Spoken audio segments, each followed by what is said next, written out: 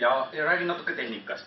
Et see, mida ma teile siin täna nagu õpetan, et me ei tegele nagu kunstiga selles mõttes, et sellised nagu lakutud pildid ja ilupildid, vaid just tegeleme ideedega, et oluline on nagu ideed, mitte kunst.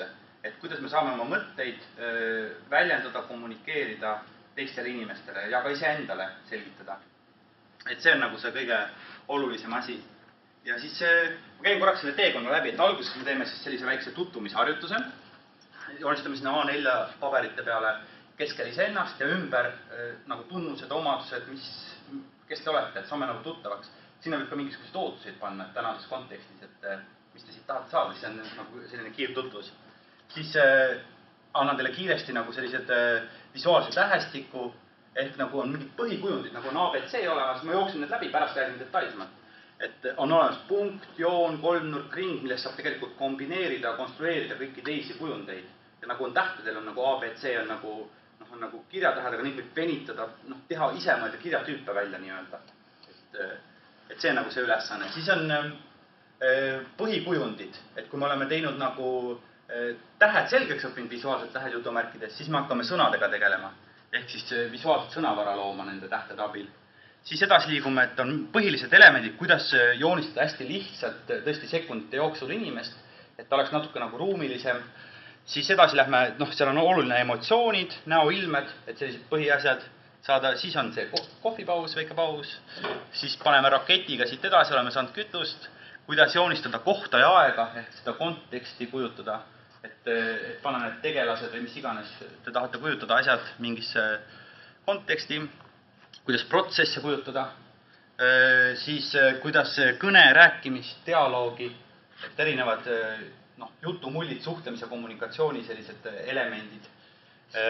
Siis käsitsi joonistatud kiri, et hästi palju tuleb kirja kasutada ka, et tihti ongi, et ennast väljendada, et ei pea ennast nagu piltidega ka piirama. Et mõned inimesed ongi, et kui tuleb mingil hetkel nagu ei leia seda kujundit, siis saab kombineerida teksti. See on väga okei. Värvi kasutamine, et etteruttavalt, et põhimõtteliselt kollane, punane, sinine, põhivärvid on ju. Et kollasega tüüpiliselt me ju kasutame highlight imiseks või millegi rõhutamiseks seda.